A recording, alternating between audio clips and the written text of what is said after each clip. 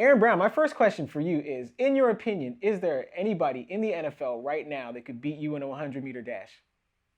No, Move it down, 60-meter dash. no. Move it down. We're going to speak the language that more sports fans speak.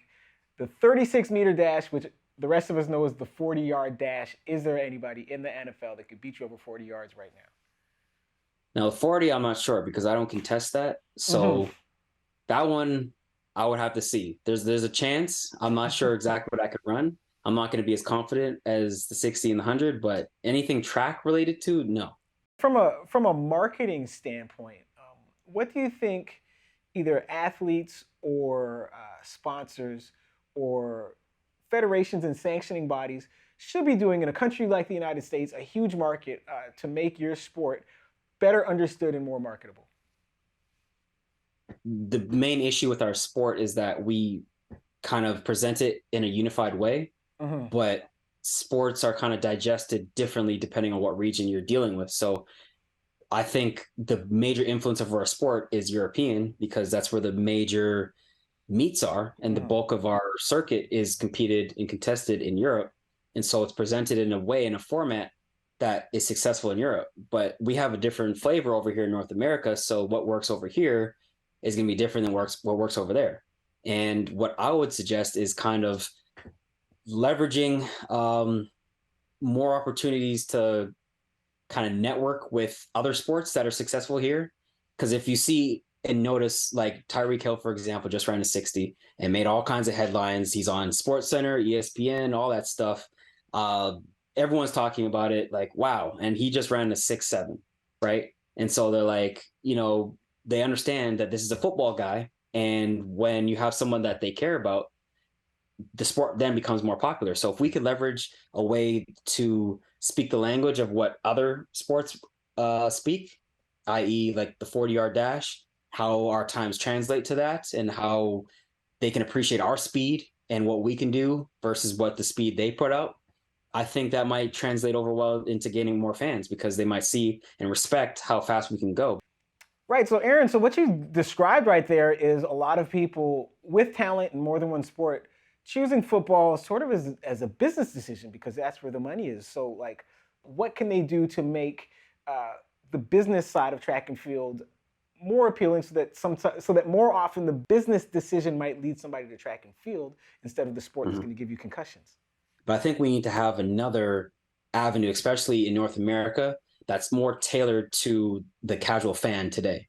And so that might look like more head to heads, more like a UFC type structure where, let's say we have an Andre DeGrasse against Fred Curley, like he challenges him and they have a press conference and there's trash talking and there's a build up, we're going to watch their training workouts and interviewing them like, hey, what are you about to do? And we kind of have more glitz and build up. Like I feel like that's more of the flavor of North America, and what we kind of look for is something to get behind that's Mm. more bravado, more like how we had the Donovan Bailey versus Michael Johnson race Right. back in the day. Like that was perfect. I don't know why we didn't have more of that after, but I think that structure was perfect, and we need to go back to something like that in that type of form. For athletes, like, would you guys benefit from either a league structure or even collective bargaining in the same way that there's a musicians union and an actors union? Would you guys benefit from a track and field athletes union? Absolutely, absolutely. And I don't know what the avenue is to create something like that, but I think we would benefit so much from that. I remember when we first announced that Wanda was sponsoring the Diamond League, and it's supposed to be like this record-breaking amount of money and all this stuff that's supposed to be good for the sport.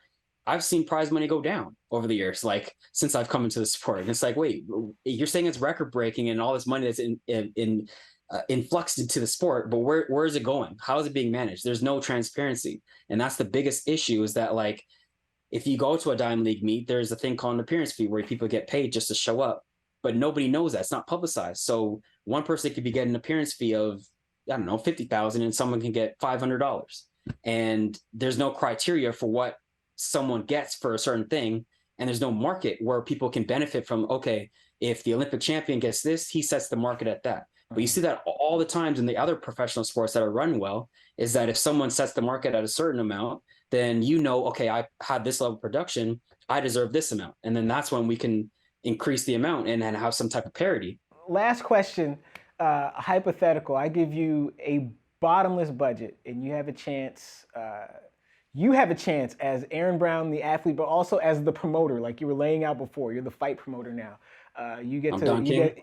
you get to put together a card here in Okay. Toronto. Ooh. Who's on it? Ooh. Okay. Well, I'm gonna be biased myself, admittedly, but I would like to see if it's in Toronto. I would put myself against Andre for battle of King of the Six. Let's Of call that. course. Let's make it a feeling of, yeah. I mean, that sells itself. Two kids from Toronto battling out, kind of like national championships, but in Toronto, so it's more personal. We want to run the town. And then I would take. I'm gonna do this. I'm gonna take Fred Curley. Yep. I'm gonna take Michael Norman, and Okay. I'm gonna take Kenny Bednarik, who are all guys that can run the 1, 2, and 4, Okay. and have a multi-race event to see who's the best, like most versatile sprinter out there, and who gets the title of who can do multi events the best. Yeah. So that would be like the mixed martial arts to the boxing, right? Yeah, One yeah, measures yeah, versatility, one measures specificity. exactly. And if you are the promoter and the main event headliner, then you're less like Don King than like Floyd Mayweather, because you're fighting the Mm, people and then you're cutting them exactly. the check. I Right, right, appreciate right, that. right. Yeah, yeah, yeah. I like it. Okay, I like it. perfect. I like it. Aaron Brown, listen, man, I know you're busy. I know you've had a hard week of training. It's hard being Mr. Consistent, but there you are. I really appreciate you taking the time for being with us. Absolutely, I appreciate it. Always love talking professional track.